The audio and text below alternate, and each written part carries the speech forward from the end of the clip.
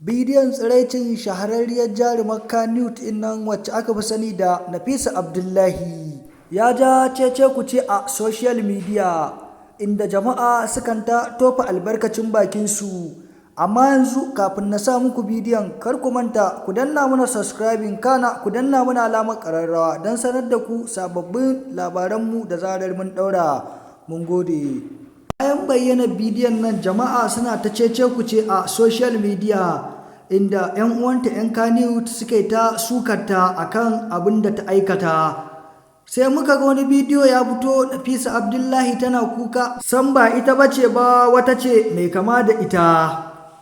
Mai kallo da sauraro, kan na cika ka da surutu, bari na sa ma full bidiyon ka gan shi.